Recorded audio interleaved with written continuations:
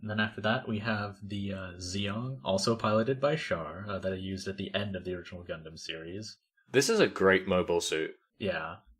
This one's interesting in that when you play Char Street Mode as the Zaku 2, your final fight against Amuro, you're in the Zeong for just that fight. Really? I didn't know that. That's very funny. Yeah, it's kind of odd because in Amuro's Street Mode, you fight Char and his Zaku 2 twice, but you never fight Amuro in Char Zaku 2 in his Street Mode. You only fight Amuro at the very end, and you're in the Zeong. That is weird. That is very weird. So Zeong is one of my favorite mobile suit designs in the show, and it comes across really well into the game. It's an example of that thing, of like the way in which different characters interpret this standard language of attacks and movesets is very cool. Zeong's I think it's this jumping heavy kick. I mean, I guess it's like the engines, but it's like big laser beams come out of the bottom in a way that looks really, really cool. Yeah, all of his heavy kicks are using just the thrusters as attacks, which is not even like a thing from the show, that's just an original interpretation. Yeah, exactly. It's using the capital of the character's visual design in a really cool way. Yeah. Another thing about it is that its super is ridiculous. Because the thing about the Zeong is that it's an early iteration of these new type controlled mobile suits, right? Mobile Suit Gundam's big vision for how psychic powers would revolutionize warfare is that they would have guns connected to strings and they would just move them around in space with that. And Zeong is one of those, but its guns connected to strings are also its hands. So its super is that it flings its hands at you, but then they go around the back and push you towards it, and then lasers start happening, and then its hands come back round again, and it's like a weird spaghetti laser thing. It's really funny. You can control the hands. Really? Oh, I didn't notice. I was just mesmerized by the animation when it was happening on the screen. They do some stuff on their own if you don't, but I found it was pretty useful. When I was doing Char's final fight in Street Mode, the Gundam was jumping as I did the attack, so I just held the stick upwards and caught it completely, and I hit it multiple times in midair because of that. If you leave it to its own devices, if you do it when your opponent is spaced correctly, it knocks them up into the air and hits them with a load of the beams, and that feels pretty powerful to do. And also its gun attack is quite effective because it fires a flurry of 3 lasers from each of its hand cannons. Yeah, that's actually that's one of the characters that feels to me like it blurs the line between the stock suits and the boss suits, which I think when you consider how ridiculous the boss suits are is an impressive feat. Yeah, and it does make up for the fact that the Zeong is also pretty bulky, so it is a big target and it's easier to hit. Right, exactly. The other thing that the Zeong has, is, as I alluded to with the things on strings, its punch normals, it distends its hands and sends them at you. Yeah. Got to get in versus the Zeong, which is something of a theme for Mobile Suit Gundam. Close-up aggression, there are some problems with it. Speaking of close-in aggression, the next suit is the Ak Guy, piloted by Akahana, the man with the big red nose. Ak Guy is, again, one of the best mobile suit designs out there. It's absolutely perfect. I love it. Mm-hmm. It's a big teddy bear. So much so that in Gundam Build Fighters, there's just literally teddy bear models of the Ak Guy. Yeah, it's great. The thing about Ak Guy that I wanted to make sure I didn't forget to mention is that this game, like a lot of fighting games, after the battle, there will be some dialogue between the two characters if they have anything to say to each other. Normally, it's stock dialogue where they just say, "You've beaten me," but sometimes it'll be, plot-related dialogue or things like that. While just messing around with the characters in Versus mode, I was playing against two characters who I'm pretty sure were from different universes. So it was the Ak Guy pilot and a character who was from, I think, Gundam Wing. And I won, because the opponent was set to really low AI, I was just testing out the characters. And I said nothing, and my opponent smiled and said, "Well done, Ak Guy." What? Oh, that's so weird. I mean, yes, Ak Guy is good, well done, but also, why is that in the game? Speaking of weird lines said, post and pre-battle actually, in Street Mode for Wing Zero, when you fight Zex, the pilot of the Togis 3, his line, it's delivered correctly, but it says, apparently this is also only in some prints of the game, even though it might be a meaningless battle, "I must taste battle with you." I guess because the word taste is next to battle, though, it says, I must tassel battle with you. I must tassel battle with you. Dress up nice and have a tassel battle. That's hilarious. If you lose to Heavy Arms in Wing Gundam Street Mode, then Tro will say, Hero, it is time to face the times. Uh-huh. This game has an interesting relationship with the English language. I can really only recommend you play it to see what that's like.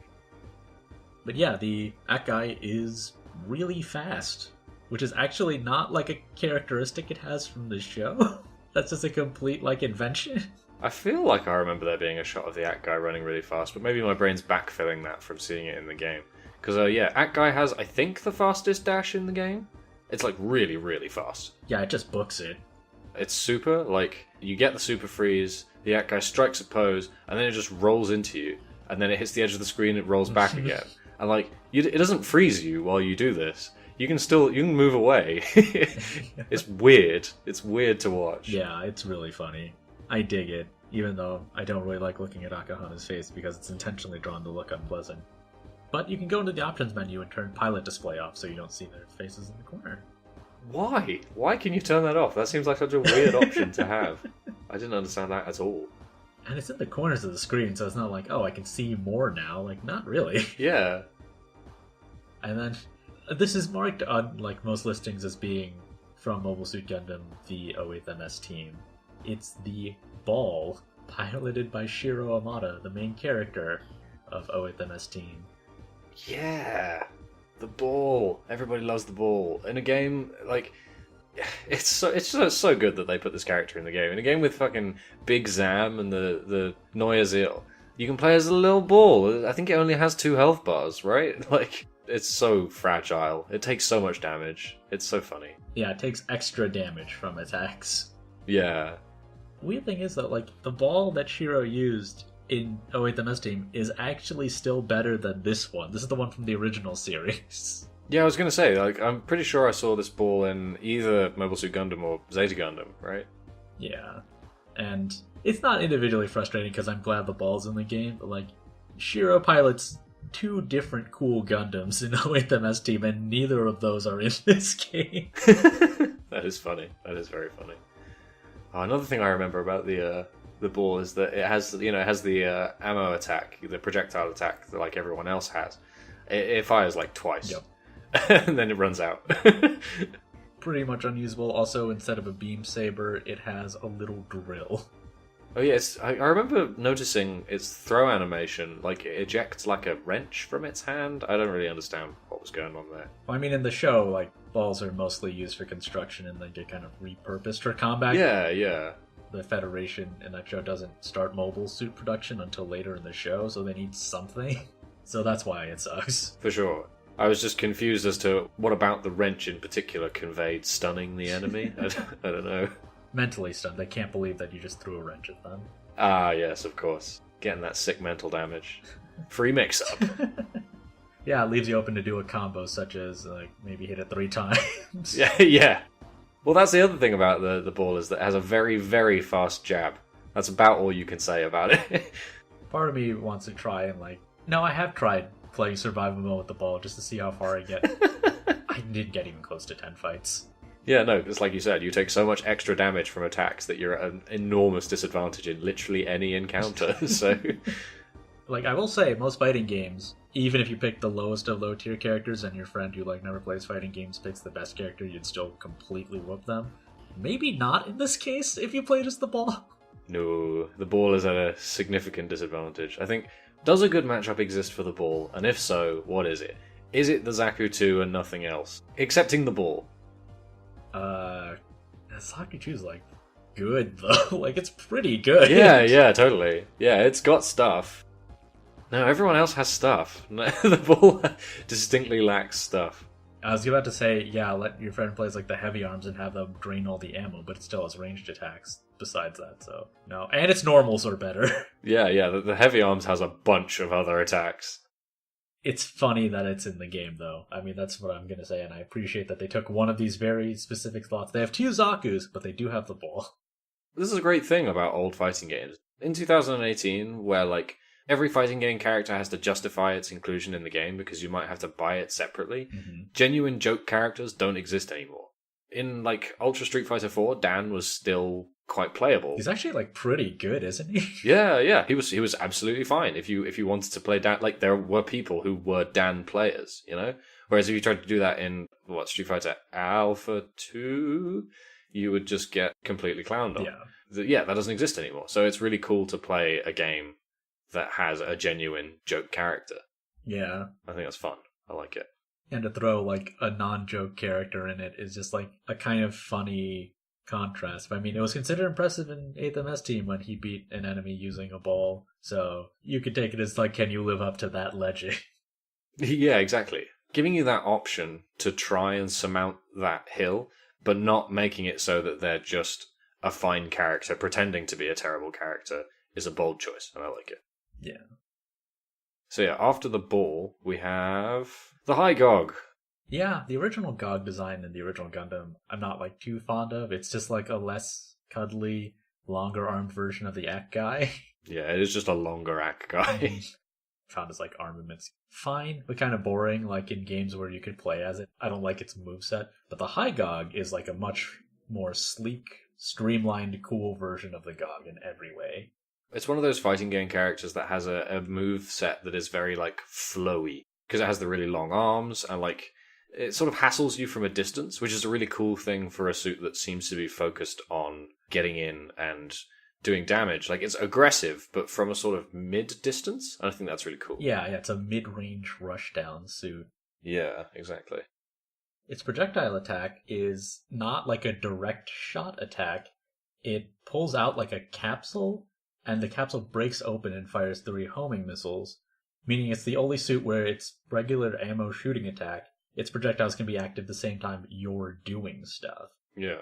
Because it's not the only one that fires missiles as its main attack, but the Big Zam you can move, but not really. Yeah, the Big Zam doesn't really count. I would say that it's not the only suit that can attack in that way, because as we get into funnel attacks, there's a lot of goofy stuff you can do with funnel attacks in that same kind of genre. Yeah, but funnel attacks are also like a special move setup. They're not like the ammo attack. Sure, yeah, fair enough. But like, it definitely like tempts you to say, set this projectile off from really far away, run in after it, and you can either, you can run ahead of it or run behind it and confuse your opponent with what your approach is going to be that way. Pressure the opponent to move into the homing missiles, or use the homing missiles to pressure the opponent into moving towards you. Yeah, exactly.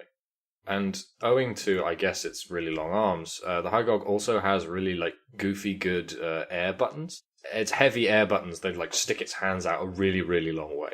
So you can homing missiles along the ground, jump in and do a really silly long distance attack at very low risk to yourself. That's really cool.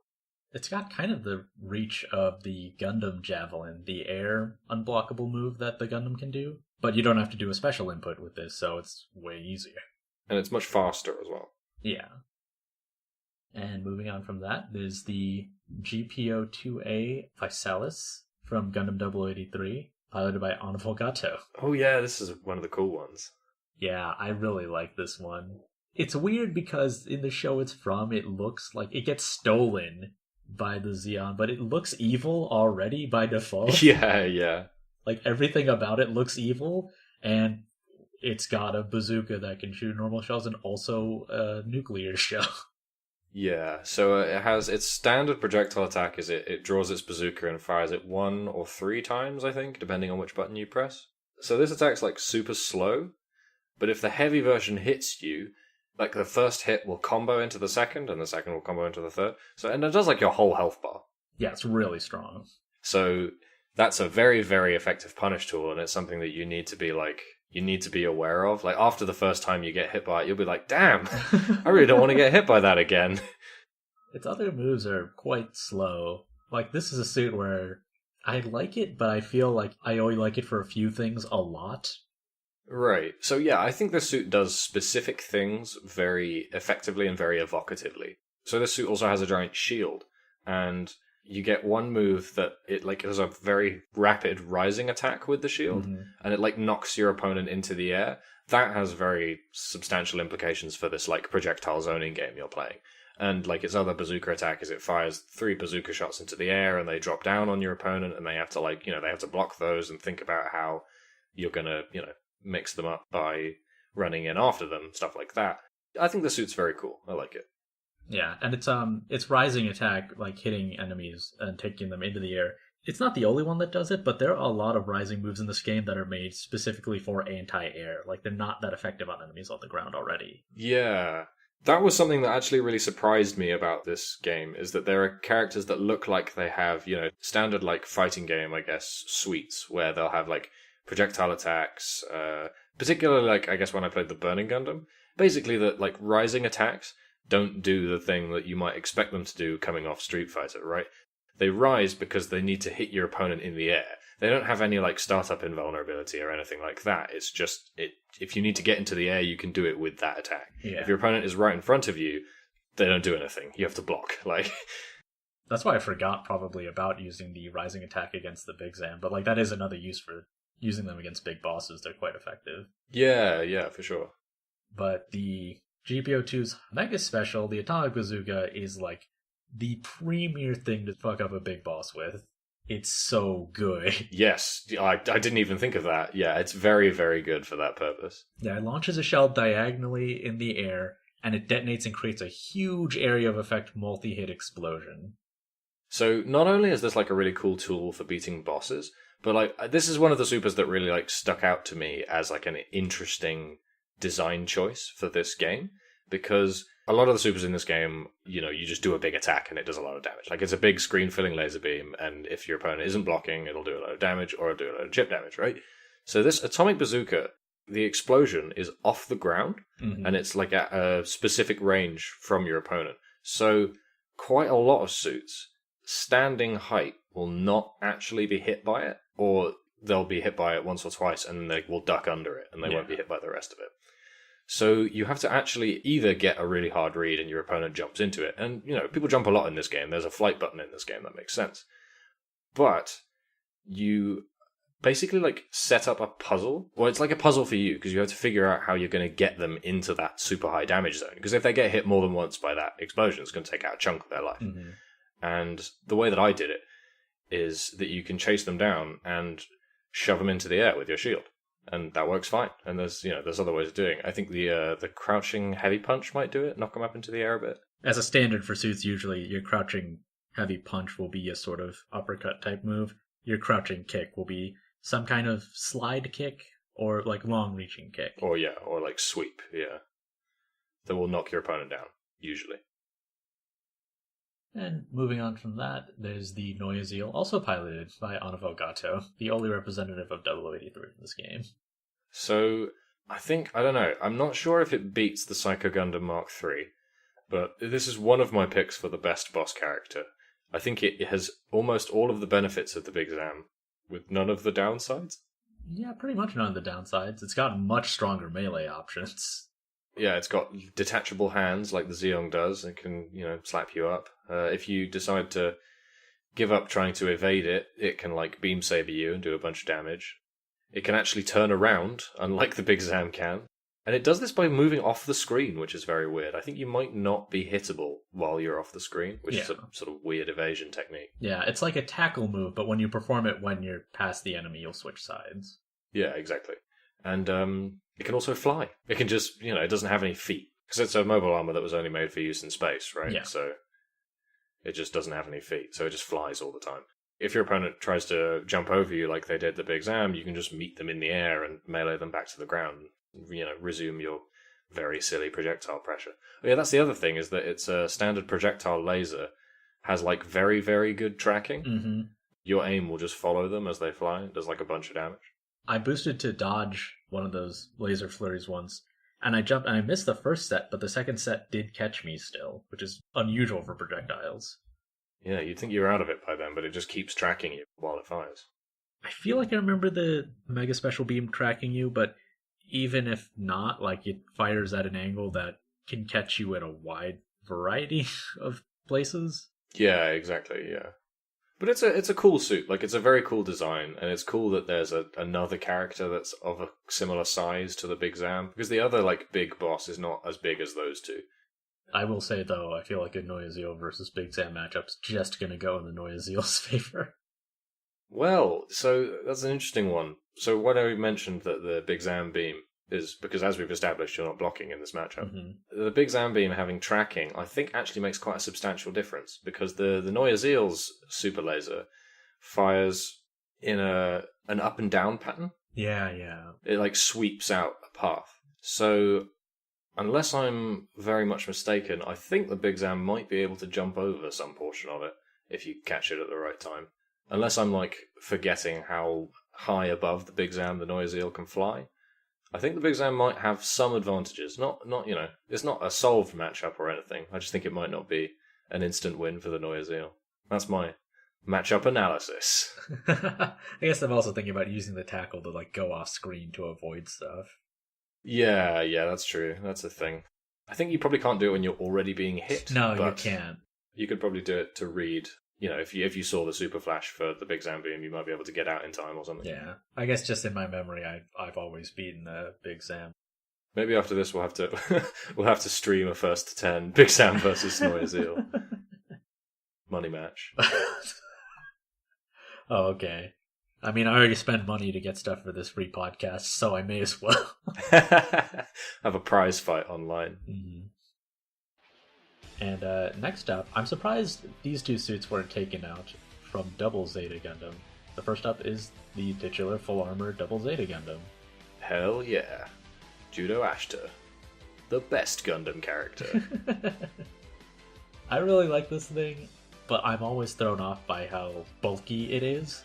I know it's supposed to be big, but I forget. Yeah, they're not exaggerating when they say it's full armor. That does mean lots of projectile options. You got missiles, you got the double beam rifle. It's heavy normal punch as a beam attack, right? I believe so. The full armor Double Zeta Gundam has this really funny thing. It's like a sort of sequential joke where you do one special input and it does a big laser. You do another special input and it does a big laser. You do a third special input and it does like a kick. And you're like, oh wow, a kick, but you didn't hit your opponent with it. So you go over and then you hit your opponent with it. And he kicks them into the air and shoots them. Like, everything is a laser. It's really funny. Yeah, that's great. And its mega special is also the high mega cannon. Big, big, big laser. Yep, big beams. It's quite good, but I lost a lot when I used it. I'm sure it's fine, but I can't handle it. It's too much machine for me. I had the same problem in Gundam versus Zeta Gundam, the older like PS2 and GameCube ones, where like you can do specific things to unlock Double Zeta Gundam in that, and it should be the best, but I just constantly died using it. Yeah. And after that is the Queen Mansa, piloted by Puru 2. This is a weird choice. Like, why keep this one? But I mean, it's cool. It's a cool suit design, but it's considering all the suits that got cut from Zeta and from Double Zeta, it's weird that this one is still here. Yeah, this is the one that I said was like the Cubile is not in the game, but something functionally similar to it is. This is what that one is. Yeah, exactly, yeah. Well, this more so than the Cubile has a ton of powerful beam attacks, but it also has funnels, which we mentioned the psychic warfare developing guns on strings. They also develop ones that can fly independently, and that's what these are. They're independent laser cannons. You do a special move to summon them, and then you do the shooting attack input, and you'll fire these instead. Yeah, it's cool, it's interesting. The thing is that everything else is so slow. Like, it starts up pretty slow, is the thing, and your opponent is going to be doing things while you're doing that. And I don't know if this is true for the Queen Mansa, but I'm pretty sure that some of the funnels have hurt boxes and can be destroyed, so that's a problem. Yeah, only new Gundam's funnels can't be damaged. Everything else can get blown up. Yeah, I was going to say, because I remember that new Gundams couldn't be destroyed, but I think it was Sotheby's I remember being destroyed while I was playing it. Yeah, it's a good matchup against other slow units for sure. Yeah. Just because it's got some trickier moves. And I mean, well, against me as a human playing against the CPU, yeah, I kicked my ass a lot, but mostly you just have to understand how its projectile attacks work, because it does one where like jump in the air and fire a spray of shots downwards. Once you know it does that, though, then you know once it jumps in the air to just boost once and you'll be out of the way of that. And then you can counter with a shot before it fully recovers. Right, exactly. Its mega special attack, it works well on big enemies, but on smaller ones it has a chance to miss them just because you're already bigger than them, so your attack has a chance of going over their heads. Yeah, the Queen Mancer is another one of those that is very, very big compared to, things like the RX or the Burning Gundam. Yeah. It's not like boss big, but it is big for a normal suit. It's strange to leave it in. I like it, but it is strange that it's one of the things that made the cut. Compared to, say, Zeta Gundam, which is a Gundam. Yeah, for sure. Speaking of Gundams, next up we have the new Gundam. This is a very interesting suit. It feels like it's made for people who are very good at the game, namely because it doesn't have a mega special like we mentioned. Yeah, so for some reason it has no super. It has a good moveset, like it's a very strong moveset, but it's not so exceptional compared to the other movesets that the other things. In fact, some things have better movesets even in general, I'd say. See, I had an interesting experience sort of fiddling around with the new Gundam because, I was initially confused that it didn't have a super, but it's like you say, it feels like a suit that's for people who are very good at the game. It felt potentially very powerful. Like it had one or two normals that really stood out to me as very, very difficult to contest. Like it's one of the only suits, maybe the only suit, that has a normal button that involves the funnels as part of the hitbox. Yeah. That was really cool to see, and it felt very strong. And also, like you say, its funnels can't be damaged. They're also huge and have very, good tracking on your target. It feels like you can use them to set up your offense in a much more robust way than you can with the other funnels. Yeah, they can also cancel projectiles, I think. Yes, they can. So yeah, I think you're right. There's a strong suite of abilities for sure. There are just other suits in this game that are similarly very well equipped that also have specials. Yeah, sure, yeah. That's just the only strange thing about it, but it is cool to be able to unleash the funnels, catch the enemy off guard, use the funnels. Even if the enemy blocks it, you can then follow up with your regular gun attack. Oh, that's the other thing. Its beam rifle attack is quite strong. Yes, it is. And also, the heavy kick move is the one where it does a radial 3-hit attack with its funnels directly hitting the enemy. Yeah. It's quite effective. It's got good reach. I just felt like I didn't have quite enough of a handle on the controls on my recent replay to be very good with it. Yeah, that's fair. Speaking of, though, something that's similar and has a special, the Sazabi. Also from Char's counterattack, piloted by the third and final iteration of Char. But yeah, this is a really cool suit. I mean, I love the design of this suit just generally, and I think it's really cool in this game. Again, it has the funnels, it has, like the new Gundam, it doesn't have a lot of specials, but what it does have feel very good. I was comparing it to the RX-78 earlier, is that the RX-78 feels like it has a very broad diversity of tools and they feel applicable, whereas the Sazabi has fewer tools, but they feel very powerful. If you have a focused, specific plan with Sazabi, you'll get on well. Whereas the RX-78 feels like it will suit whatever you're trying to do, Yeah. The thing I noticed with the Sazabi is its main shooting attack is a spread shot. It has a beam shotgun. Yes. You have a potential to miss with parts of that spread shot and have lower damage output, but conversely, against big enemies or up close, it's way more effective. And its mega special is the same way. It's a scatter shot particle cannon in its chest. Same thing. If you get up close, it's extremely powerful. At longer range, you risk missing with half the shots. I mean, it's a trade-off, right? Like you said, it's a trade-off. You risk hitting with fewer of the shots, but equally it covers a greater range, right? Like we've said, there's a lot of scope for jumping and flying in this game, and maybe hitting more than just directly in front of you is sometimes a good thing. And also having two different spread shot options in combination with funnels is very potent. Yes, exactly. The way the funnels work is when you enter the command to make them shoot, they will pause and line up with where your enemy is presently and fire all the shots at once. I think it varies from suit to suit. They'll fire a number of shots, and your opponent will stay in hit stun if they get hit by those, and you can run up and maybe start comboing them or get a few good hits in, Yeah. Alright, and now we're going to move on to the slate of G Gundam suits, starting with the Burning Gundam. Or, in Japan, the titular G Gundam. G was short for God, so I guess they changed it in America. The God Gundam. Yeah, so this was the first suit I played with, just in general, and also when I played it again today. If you like fighting games, you'll feel right at home with the Burning Gundam. In addition to its normal projectile, where it just shoots some bullets, it has a fireball, and it has an uppercut. And, like, great. Awesome. I'm surprised going back to it, I remember being a lot better with it, and I can't tell if, like, I am worse now because I'm out of practice, but I just feel like, the suits from the martial arts Gundam should be the best, and it's good, but not without some provisos. And especially in a game with such a strong ranged combat element, I feel like you only have your regular move options as counters, to getting close.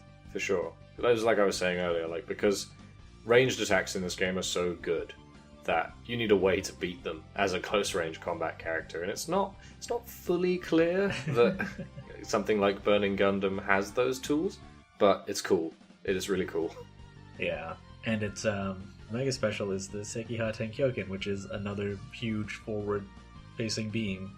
I mean, it's not any more exceptional than the other huge forward-facing beams in the game, but it is, in its street mode, pretty effective against everything they put you up against, which is a nice concession considering that the G Gundam characters have the hardest final boss. It's a good single effective tool for Burning Gundam to have, because, like we said, if we have this problem getting in against these ranged characters, it's good to have a single hard-hitting tool to make your opponent, even if you can only do it 3 times, and if it hits them 3 times, they're pretty close to dead.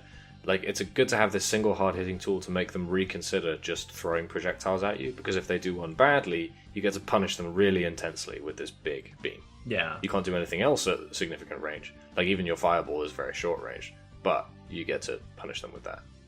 I will say the best move you have for closing range is the regular Tenkyoken. Or the Shining Finger, I can't remember which one is the one where he'll dash forwards with the attack. I think that's Light Burning Finger. Pretty good, but I kept screwing up the input every time I tried to do it, so... Yeah, that's the only problem, is that Burning Finger is on a Z input, so if you don't like doing Dragon Punch inputs, maybe don't play Burning Gundam. No, if you want to unlock everything, then you have to beat Burning Gundam's thing in street mode, so... Yes. And moving on to the other G Gundam street mode character, Gundam Maxter, piloted by the most, I guess, American thing the Japanese creators could come up with, Chibody Crockett. Hell yeah! What a silly suit this is. Yeah, it's great, but it's weird. Got a decent spread of melee moves that are like fast and some are strong and slow moves, and it has the dual pistols as a ranged attack. Yeah, it does. It has the gunslinger pistols. It also has, as far as I could tell, one of the only moves. I think it might be just the crouching heavy kick. It like falls forward and slides on its face to hit you. Like, it's a slide, but instead of sliding with its feet, it slides with its face. And if that hits you, it'll knock you down, and then it's got pressure. It looks very funny. Yeah. Like, because if that gets blocked and you get punished for it, you look like an absolute fool. But it's very cool if it hits them. Speaking of ways to close the distance, I'm surprised Burning Gundam doesn't have this, but Gundam Maxter actually has specials for quick steps and also dashing. Yes, it does. And you can immediately chain into attacks out of either of those. Yeah, this is something that I don't know if I'm missing any that we've talked about already, but like certainly it becomes in a big way with the G Gundam suits, is suits that have specials that may provide some small attack, but some of them provide none at all and are mostly for motion that you can immediately cancel into other attacks. I think maybe just because I was less familiar with it than Burning Gundam, I still did about as well anyway. Right, yeah. Because in certain high pressure situations, risking screwing up the special input for the fast movement versus doing a dash or a boost pans out the same way. If you get a handle on it, I'm sure it could be really effective, though. I wouldn't know. Yeah. So next up is the Dragon Gundam.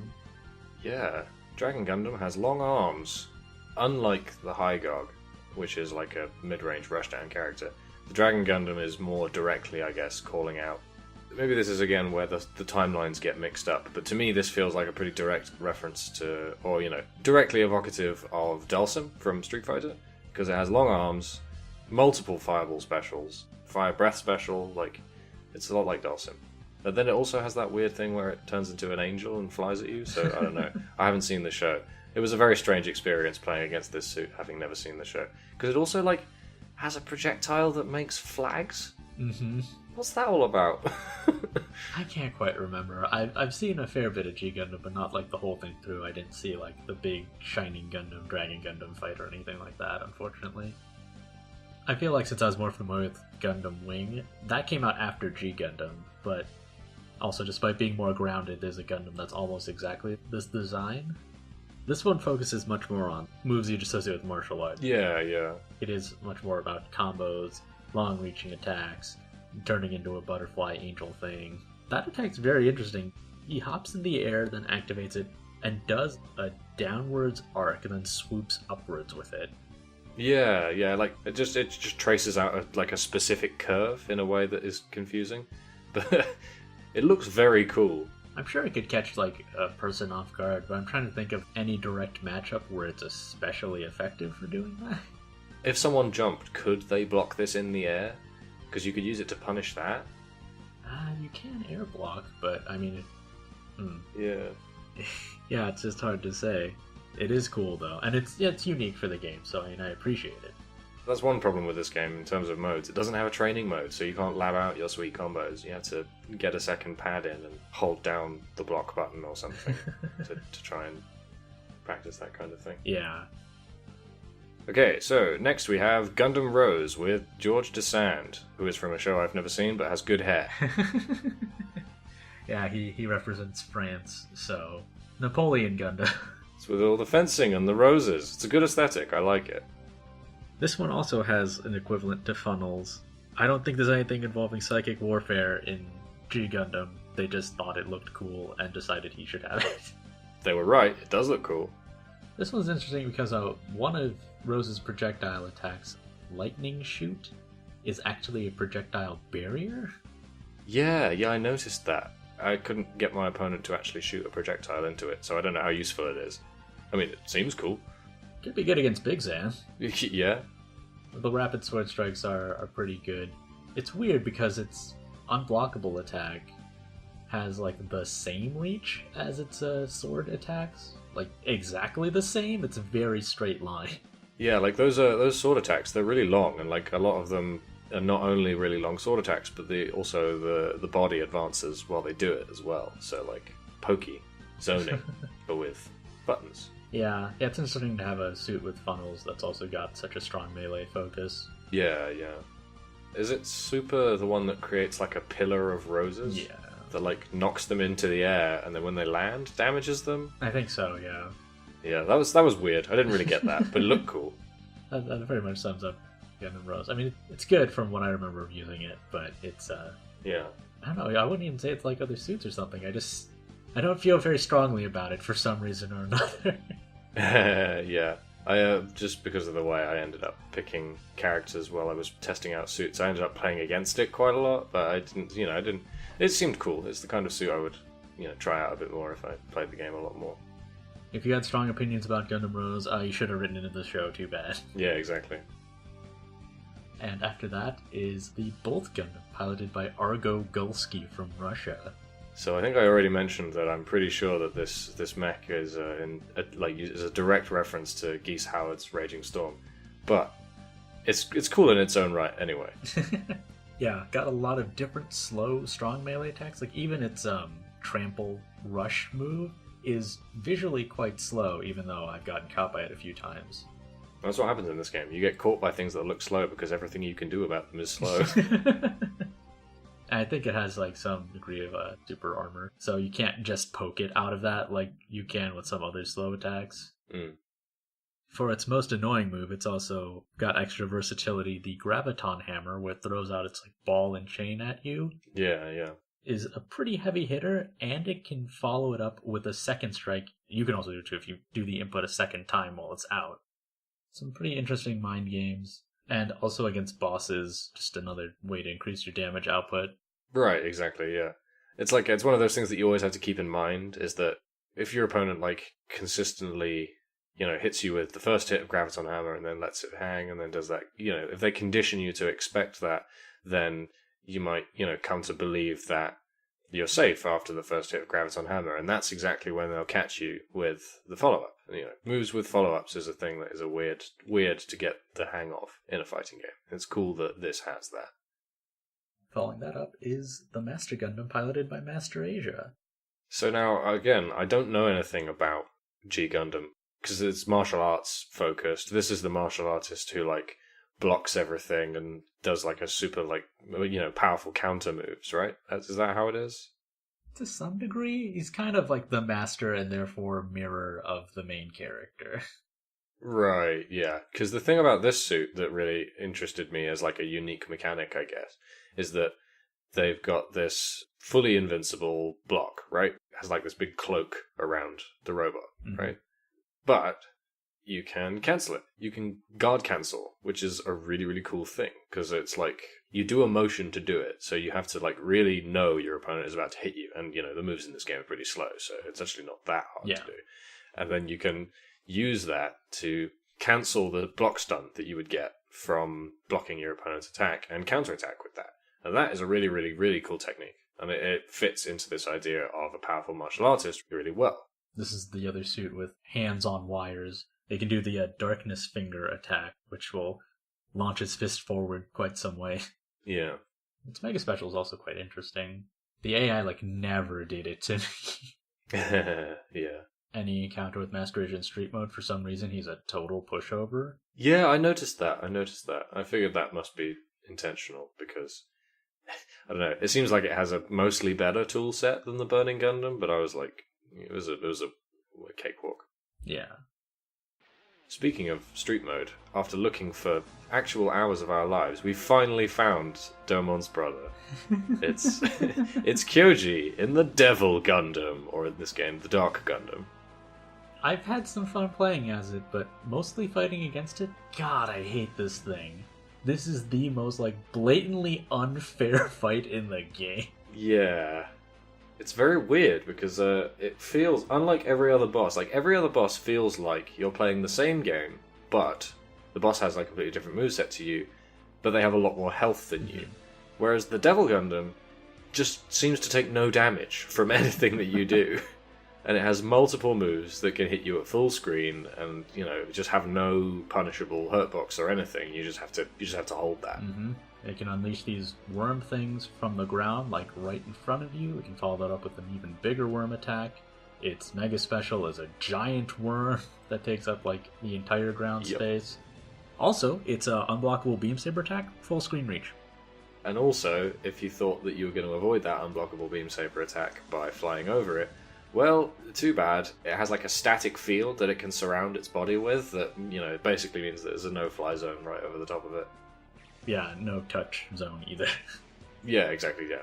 And it has not even as a super, it just has a stock laser attack.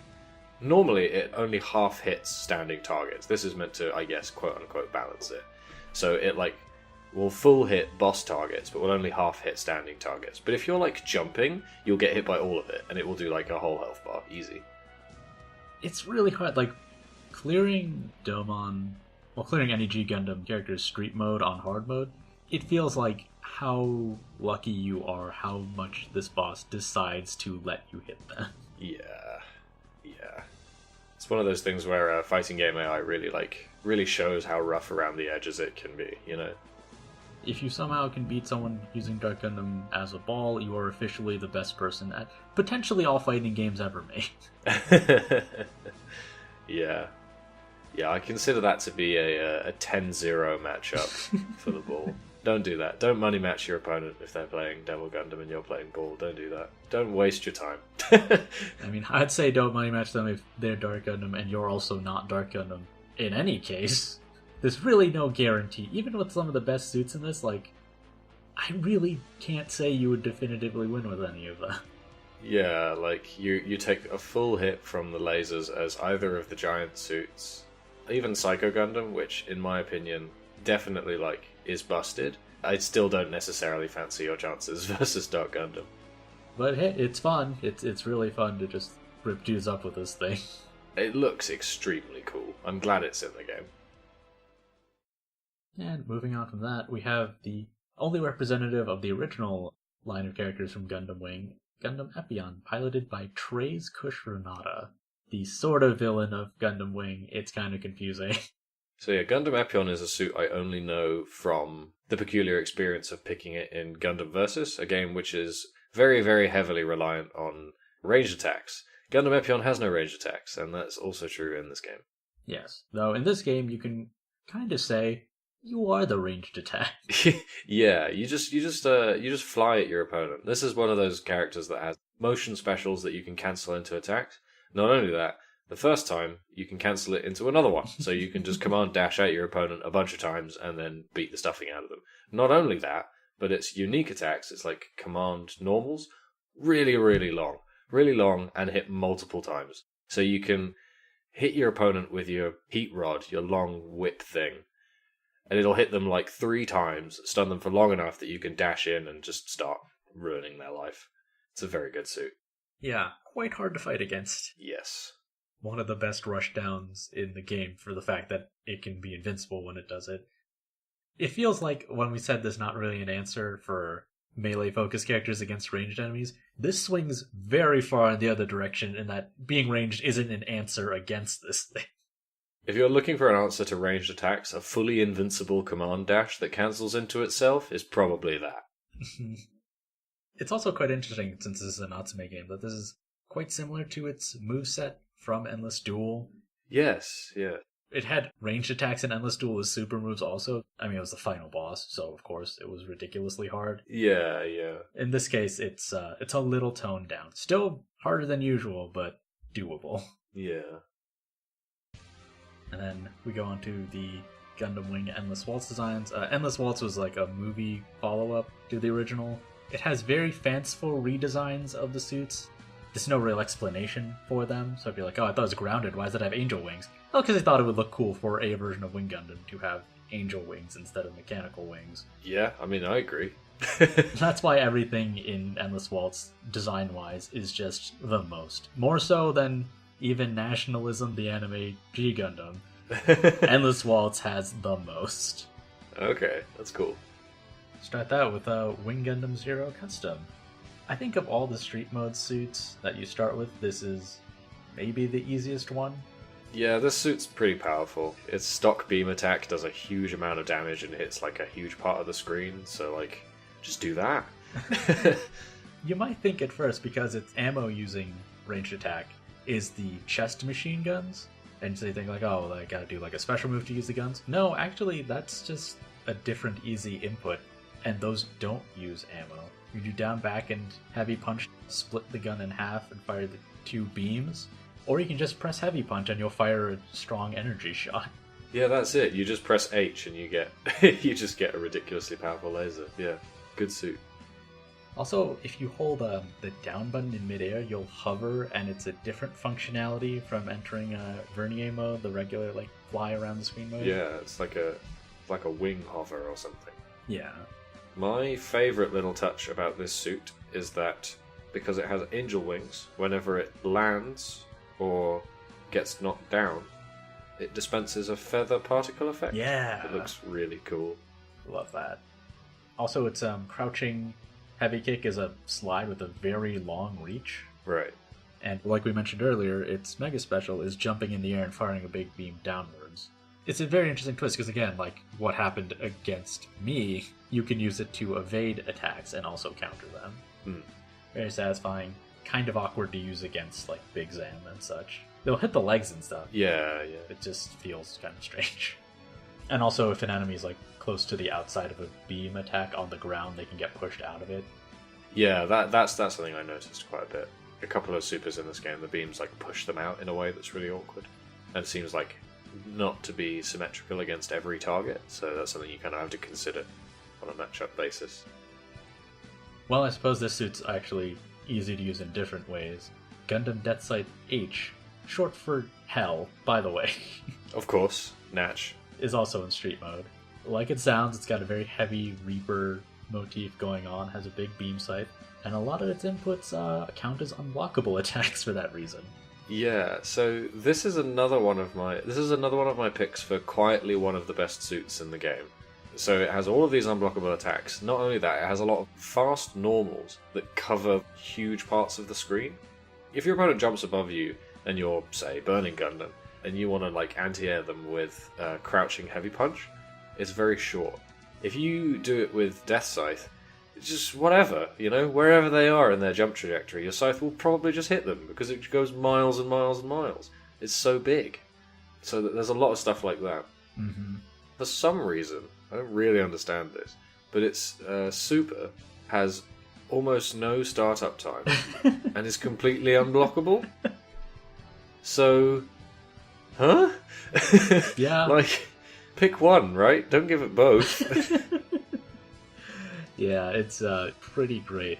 Also, if you're in street mode, then his quote when he does the cut-in is slash, slash, slash. Let me tell you, that is what it will do, because you just throw your, what is it, it's a little scythe and it just spins and you just plows through your opponent. And they can't do anything about it. I guess they could jump over it, but it's good. It's very good. It weirdly, it has a move where it teleports forward, it disappears and then reappears a little further. Yeah, teleports behind you. It seems like it'd be a lot better than it is, and I'm sure in a different suit's arsenal it would be great. It doesn't really feel necessary for Death Scythe, and kind of because of the delay, feels like a bigger risk. This is the thing that I noticed with that teleport, is that it looks a lot better than it is. There are two layers to it. You input the teleport, and you hold a direction. You teleport further in that direction. So you can use it to vary your spacing in quite an interesting way. The thing is that if you teleport right behind your opponent, and they know that you're going to do that, they can throw you before you can do anything about it, because actually, even though you haven't appeared on screen yet, your hurt box is still there, so you can emerge from the teleport in the stun from a throw, which is weird. One time I noticed it activate the teleport. I was in Wing Gundam Street Mode, and so I just stepped forward and activated the Mega Special, because the AI does a uniform distance for its teleport every time, and it just teleported right into it and it couldn't block or anything. Yeah, exactly. Yeah, because it's got recovery frames. I don't think it's very invincible at all. So yeah, it's a weird one. It's got quite a specific use case, if at all. Certainly a lot more technical move in the moveset of something that's very much do you hate it when enemies block? Don't worry about it. Yeah, exactly. Yeah. Following that, one of my favorites, the Gundam Heavy Arms Kai. That's another one of my picks for one of the best suits in the game. We mentioned how, the Zaku machine gun shoots a lot of bullets when you do the heavy input attack. This thing shoots 3 times as many bullets when you do that.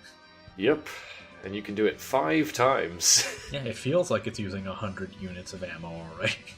Yeah. And even when it's run out of that, it has a different input for a gun attack, and it has 2 different, I think, missile moves. Yeah, it has a bunch of missile stuff. It's like we talked about with the Sazabi earlier, where its super is instead of being a single focused shot, it shoots basically everywhere on the screen. Mm-hmm. That's quite funny. That's literally everywhere, though, because it fires 4 arm Gatling guns, its 2 chest Gatling guns. I think it fires its head guns as well. And its missile pods, yep. It is hilarious. It is hilarious. Another thing that makes the heavy arms kind of ridiculous. Do you remember how there's a universal unblockable input in this game? The heavy arms is missiles. What? It has unblockable projectiles. Come on. They're slower than usual, I guess, but so what? You can put pressure on them with other ones that they'll want to block because they don't want to get hit by those either. Yeah, exactly. Yeah, sure, when you run out of ammo, you're a little more vulnerable, but it's not like it's a complete slouch outside of that. I can definitely envision games where you just pressure your opponent with your ammo-less tools and then use your ammo to punish them or just get damage, I think that suit's very funny, very good. Honestly, I think I felt more in danger running out of chest Vulcan ammo for the Burning Gundam than I did running out of ammo for the Heavy Arm. Yeah. Moving on from there, there's the Gundam Sandrock Kai. This is Catra, same voice actor as Amuro. This thing's pretty neat. I feel like it doesn't stand out compared to the other wingsuits. So this is another suit, maybe the only other suit that has, like you mentioned earlier, a special. So you do the special, it does something, and then you need to input something else to end it in a unique way. Yeah. It runs forward and it like jabs the ground with the show tells, and then you can either do that twice with the light version, 4 times with the heavy version, and then you can either just let that rock and hit them, or you can like finish it off with a kick input, and that does something different, which I thought was interesting. It is very acrobatic, for sure. It's got like some cool flips and stuff. It just feels like it's not quite as great at closing distance and stuff like that. Yeah, for sure. It's okay. I like the design. Yeah. And after that is Gundam Nataku. This is the one that we said Dragon Gundam. Well, this one's technically similar to Dragon Gundam because it came after. Limited ranged attacks, but it's got a double-ended beam trident. Oh, yes, this one. Yes. It's got quite a bit of range, even with some blockable attacks. Yeah, and if I'm not mistaken, one of its beam trident attacks is like a meteor style attack, so you can like jump up above your opponent and then crash down on them with an unblockable beam javelin. Yeah, it's similar to the RX-78s. But it's a lot faster than the RX-78's version. Maybe even like a legitimate approach strategy is to just, sort of mix up your opponent with that, I guess. It's cool. I like the suit design. I guess that's why I feel like Sandrock's not very exceptional, as Nataku has a very similar set of strengths, and just more so. That makes sense. And then after that, we have the Tallgeese 3, piloted by Zex Marquise. Yeah. And this thing, it's weird. That's very balanced, but it doesn't feel plain, because it's actually quite good in how balanced it is. Yeah, I don't know. I don't really remember anything about the Tallgeese 3. I played with it like less than an hour. Well, no, not less than an hour ago. Substantially more than an hour ago now. But, recently I played as this suit and I don't really remember anything about it. It's got like the one button shot attack. Okay. It's got pretty fast normals. It's got the heat rod special move. Oh, yeah, it's another heat rod suit. Yeah. Yeah, it's the heat rod that makes it. Because in addition to that, also, its saber attack is like far-reaching, but also fast. Much faster than any other saber attack in the game. Yeah. You always have good options, and the inputs aren't too difficult. Also, I like the design. Yeah, the design is really cool. Visually, it's really cool. I just didn't remember anything about mechanically playing as it. Mm-hmm. And after that, we have Gundam The Last Outpost, a spin-off of Gundam Wing. I should note that this set of side stories is also titled G-Unit. I'd never heard of this before playing this game. I'd never ever heard of Mobile Suit Gundam The Last Outpost. I mean, from what I can tell, pretty much every spin-off of Gundam Wing is just awful, so... Okay, right. So, like I mentioned, this is the game with the only voice performance by the pilot of the Hydra Gundam here, Valder Farkill. Ooh, that's a terrible name. And this is a pretty uninspiring suit design. Like, I don't know, just in for the game, I was playing as it, and I was just like, I didn't really gel with it, It doesn't seem to have much. It doesn't look very cool, but it's got some special things about it that are really good. Yeah. Well, its saber attack is a double hit. It's not the only suit to do that, but it's quite fast. It also has a ranged attack. I don't think it's the ammo one, but it's got a 4-shot beam cannon. It's called the Hydra because of the set of cannons on its back. I was going to say, yeah, this is the one with the 2, tail cannon things, isn't it? So that's cool. That's cool. And most notably, it takes 0 chip damage when it blocks due to a special defense system it has. I didn't actually notice that when I was trying it out. So you might want to overheat an enemy normally by performing a super that does multiple hits to knock them below a health bar. It just won't do anything. It's potentially invincible. Yeah. I wonder, does that mean, because if throws don't hit blocking opponents, I guess you have your universal unblockable to mix them up with. Yeah. But, could you live forever as the Hydra Gundam? Maybe. Maybe. Does it have a shield evade or a dodge evade? I have no idea. I think it has a dodge evade. I mean, I don't see why you'd need a shield evade when your regular block is already completely invincible. Yeah, true. This thing's a jerk. Yeah. If you play the Tallgeese 3 in Street Mode, that's the final boss for you. So that's okay. Kind of annoying. Volder Farkill. Wow.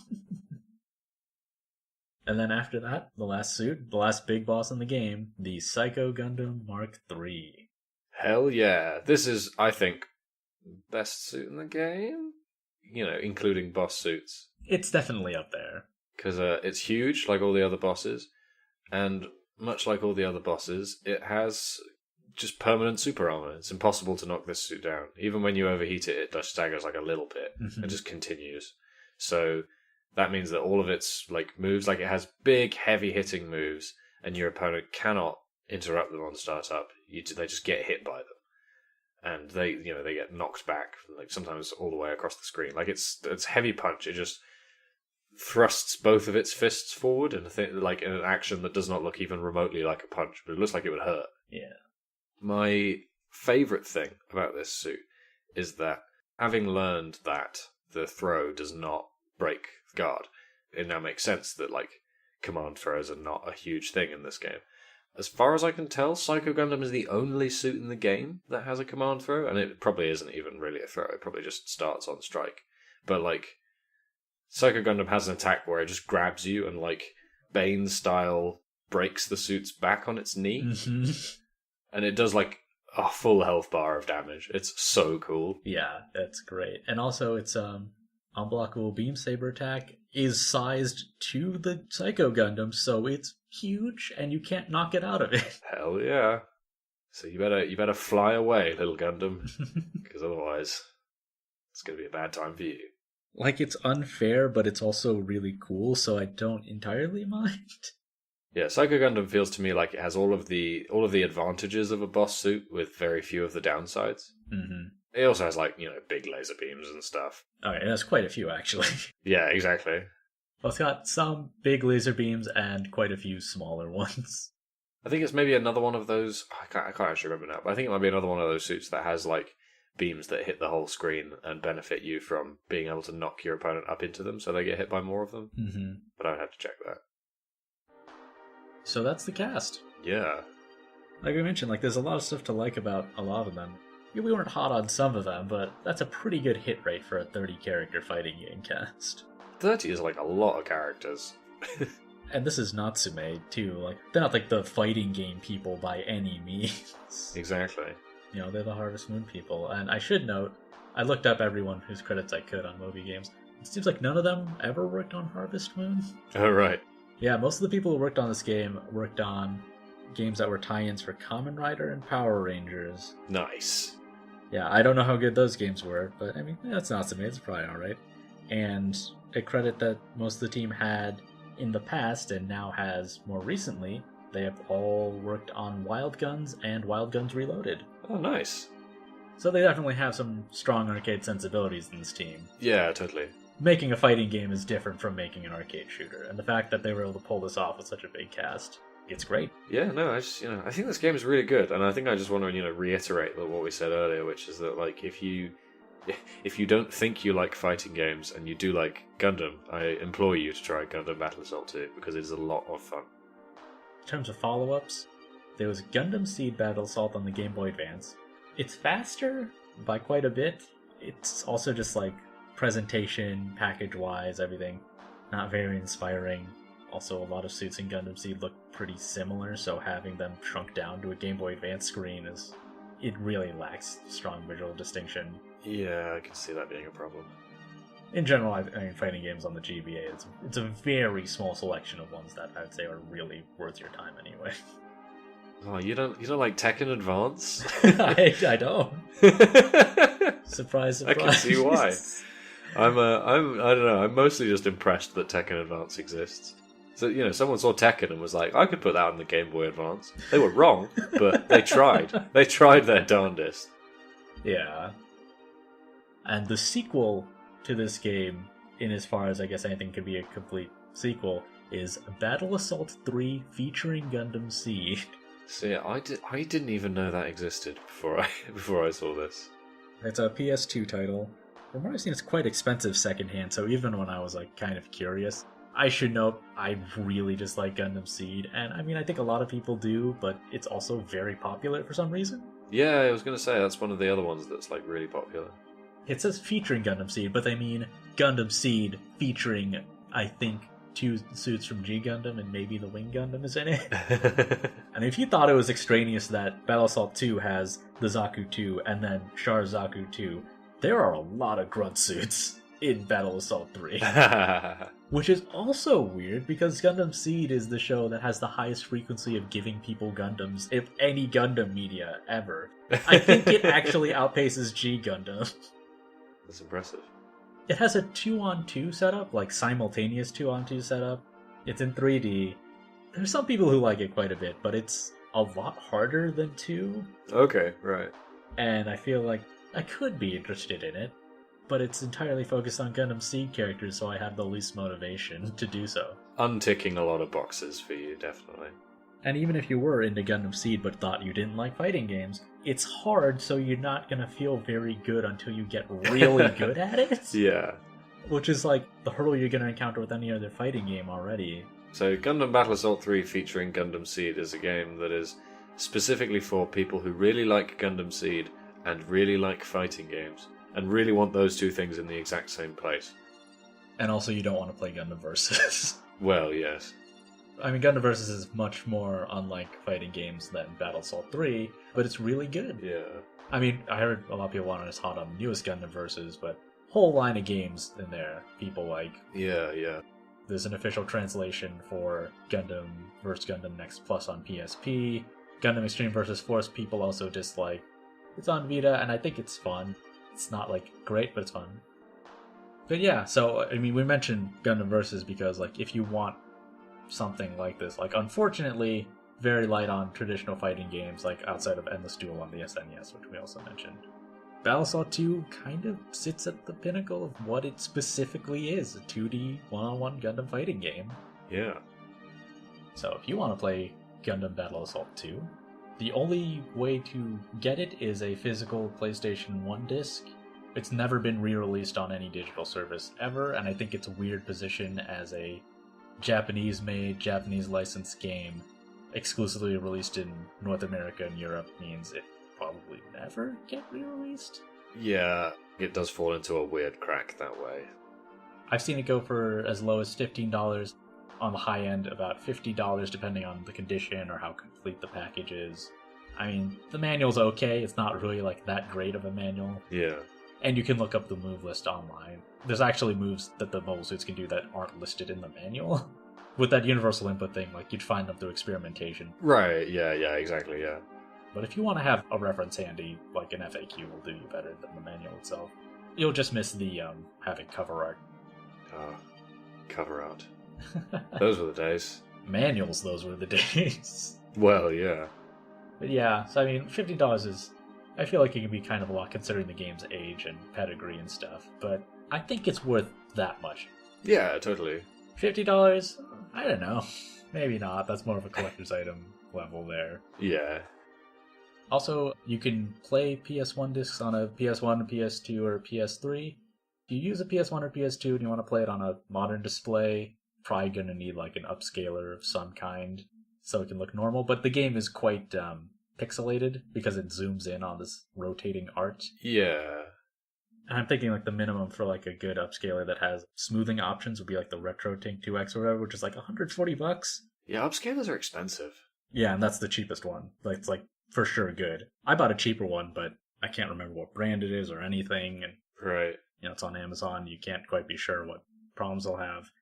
There is the Pound Technologies HDMI cable for PS1 and PS2. It stretches the image out to fit your screen, and there's no smoothing option, so that could look real bad for this game especially. If you want like a vaporwave fake retro aesthetic. Yeah. I mean, it is only $40, and it is certainly more affordable for what it is. It's got some problems with PS2 games, but PS1 games it looks normal. Agreeable. You just need the output of your console, so you don't need to wrangle lots of wires or anything. Yeah.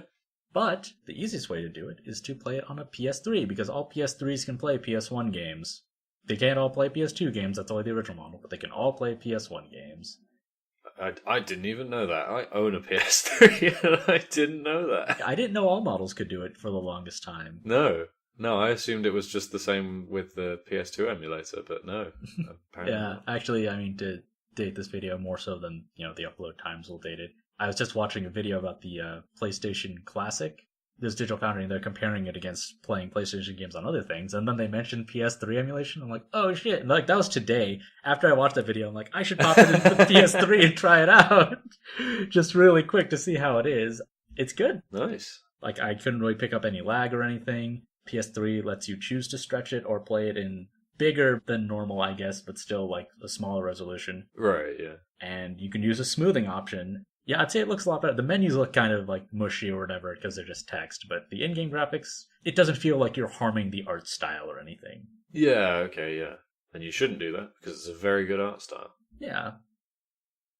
And that about sums it up. Thanks again, Curly, for joining me on this episode. Hey, you're very welcome. It's been fun. Thanks for having me. Yeah. Is there anything you want to plug?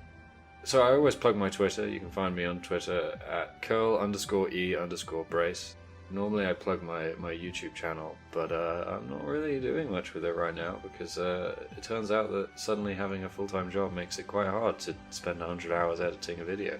So watch that space. How do you even find that? I don't know. I did what's relevant here? I did a video about fighting games that featured Gundam Battle Assault 2. It was called The Truth About Fighting Games. It's the one where the thumbnail is a picture of Melty Blood being played in a toilet. I made that. Excellent. So yeah, find me there. All those videos are great. Also, your stream archives are on there, right? Yes, my stream archives are on there because I also live stream. That is something I'm doing right now. Thanks for reminding me in which order to promote my my various online activities. Yeah, I stream at twitch.tv/curlebrace no underscores. Also, the archive of Jane Bloodborne's House of Eyeballs. Really good. That was fun. That was fun to do. So, yeah, that's me. What about you, Sid? What else do you do online? Mostly I make jokes on Twitter, which is a form of writing, I guess. Yeah. It's not like, yeah, I got all these followers. Hey, guys, here are my opinions on Phantasy Star Online. Like 2 likes, maybe. They're there for the jokes. The jokes are good, though. They're good. They're some of them don't make you want to die, so they're good. They're good jokes. It's at BeamSplashX, as always. And if you don't want to see the jokes and you just want to keep up with the podcast, that's at ThoughtABTGames. Recently made use of the fact that they expanded the character space. Well, it's actually they expanded the character space for names a while ago, but I forgot to do it until recently for the account. In that it's now We Thought About Games with spaces between the words in the display name, instead of all stuck together so I could fit the character count. Oh, damn! That's where we'll link podcast announcements, calls for emails. We didn't get any this episode, but I mean, bigger podcasts have gotten no emails for bigger games, so I'm not really that surprised. It's Gundam Battle Assault 2. I am lucky that I have even a guest to have on this episode. Look, it's really good, and I know a bunch of people who also would have said that. I mean, maybe they wouldn't have come on this podcast, but I would have, because it's a good podcast, and it's a good game. It's a really good game. We also put up links for stream announcements there, links to the YouTube channel when we upload streams. That should be all. So, thanks everyone for listening. You better go fight some more, and keep thinking. Good night. Good night.